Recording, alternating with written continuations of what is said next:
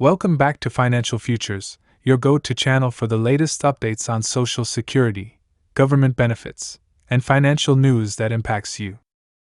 Today's episode is going to blow your mind, as we're tackling some big claims made by none other than the Social Security Commissioner himself.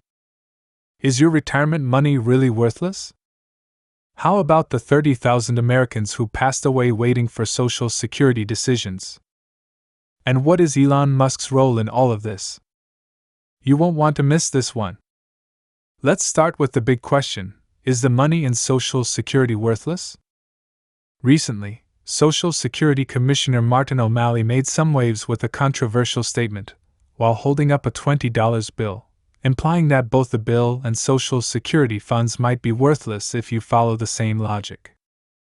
If the money in the Social Security Trust Fund is worthless, then this $20 bill is worthless too.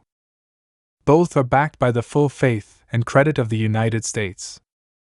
Now you can imagine how that bold statement stirred up a ton of reactions from both sides of the political aisle.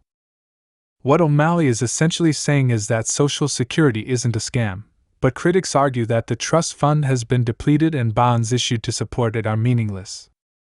But before we dive into the politics, let's explore what this means for you and your future. To understand what's at stake here, let's take a look at the Social Security Trust Fund and how it works. When you pay into Social Security, your money goes into a trust fund that's invested in government bonds. These bonds earn interest over time and are meant to pay out when you retire. But here's the problem: the ratio of workers paying into Social Security to retirees receiving benefits has shrunk dramatically. It used to be 30 workers for every beneficiary, but now it's just 2.8 workers for every retiree.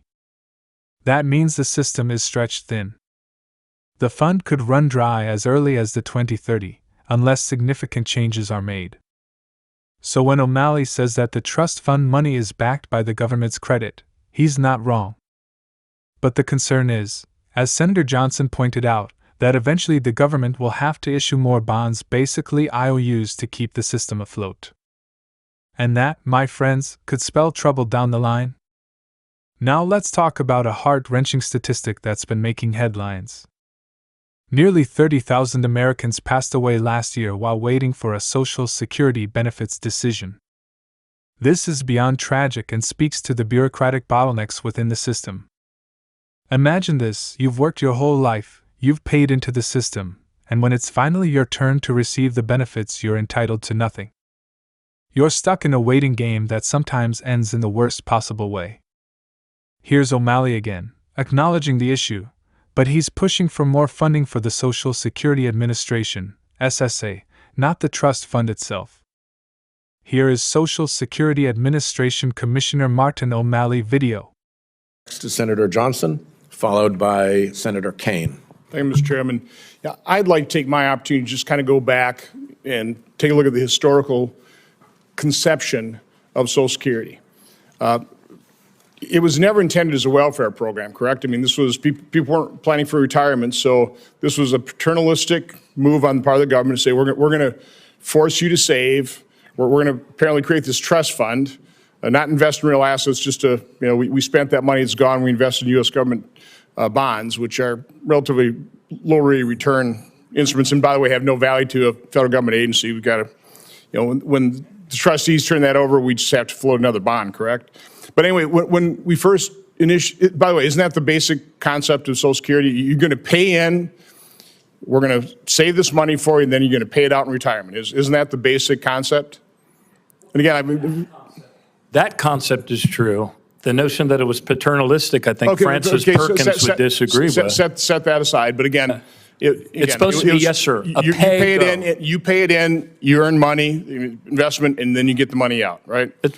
Back then, yes, it was a pay-as-you-go system. Yes, sir. Back then, it's kind of hard to get the exact number of workers versus beneficiaries. I've heard as high as 150 to 1, 30, whatever. It was a high number of workers. 2.8 to 1 right now. Right now. But it started out as 30, 40, a lot of workers for every beneficiary, with a life expectancy of 61.3, correct?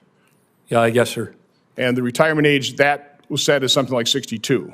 Yes, sir. So you've got a lot of workers paying into beneficiaries with the life expectancy not even ever hitting that retirement age. So that's a pay-as-you-go system that's going to work. Okay, you just got a lot of people paying in, very few people coming, getting the benefits. Now, of course, that's flipped. We have far fewer workers, 2.8 to 1, and the life expectancy is now 77.5. So it's increased 16 years. Except for Native Americans, for whom it's still 42 years. But again, so and for people that work hard outdoors, it's increased 16 years, and how much have we adjusted the retirement age over that time period? A couple of years, right?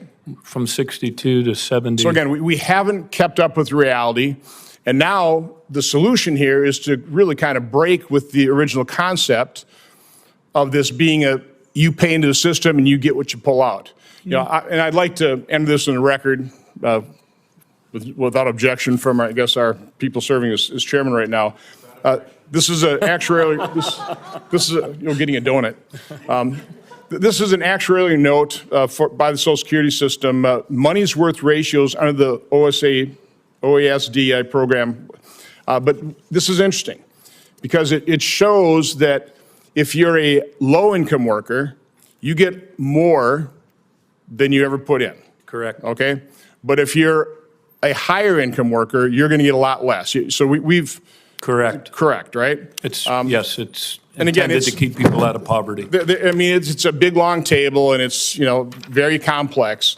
But one example would be a single person that has been paying in the maximum rate all his life will get about 70% of what he put in. Is that roughly accurate?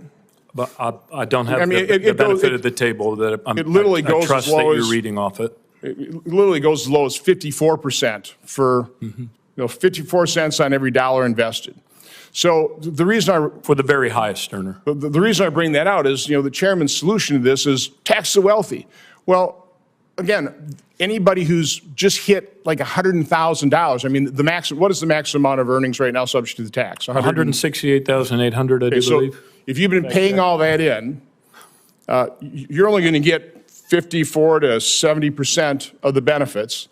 And now the chairman, what he wants to do is increase people's taxes to basically about 57% when the Tax Cut and Jobs Act expires. That would be the top marginal rates under the chairman's proposal, 57%. That's federal tax. Tack on top of that state, and I think I'll ask the next panel, isn't that a disincentive to work? Is that going to work? So again, my point is just laying out the historical perspective. The concept was you pay in, we invest. They didn't invest. That money's spent, it's gone. And then people, particularly at the higher end, they're not even going to get close to what they put in. And the chairman's solution is raise taxes. I think you're not going to get even closer revenue you think you're going to get because you're going to create a huge disincentive for work. And you've completely busted the concept of the fact that this is a forced retirement savings plan as opposed to kind of just a general welfare program. That's my point. Thank you, Mr. Chairman. Point taken. May I just offer to, Senator, I enjoyed our talk, and I really appreciate you giving me the time to meet with you and talk about these things. I'd love to come back around. There are some things that you said in there that I would not agree are historically accurate, including whether the money that's in the surplus money in the trust fund that's been paying benefits is worthless. If it's worthless, then the $20 in my wallet's worthless because it's backed up by the full faith and credit of the United States of America. But I'd love to come back. I said, no, it has no value to the federal government because the federal government, when they take that bond, just has to issue another bond. Well, it's literally more like you have a piece of paper that says $20. He's asking for more funding to improve customer service, reduce delays, and streamline the decision-making process. But many wonder, will more money for the administration really fix this problem? Or is it just a band-aid for a deeper issue in the system? And now for the wild card, J.D. Vance, A.U.S. Senator, recently revealed in a podcast how Donald Trump and Elon Musk could team up to target Social Security reforms. This news has shocked many, but let's break it down. According to Vance, Trump and Musk could be working together on a task force aimed at streamlining Social Security with the help of Musk's AI and automation companies like Tesla and SpaceX. The goal?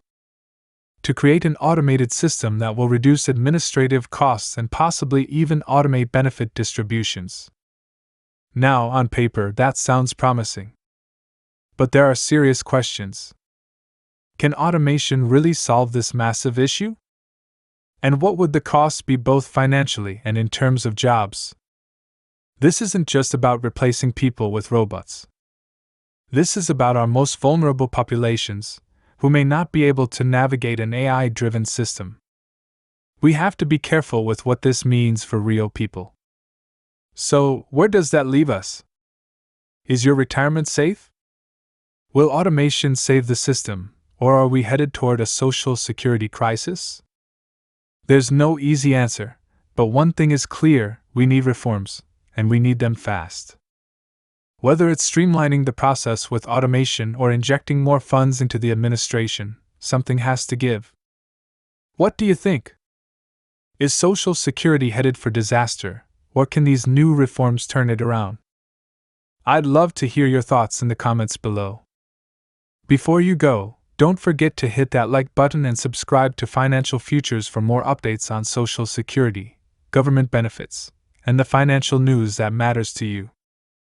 Thanks for watching, and I'll see you in the next video.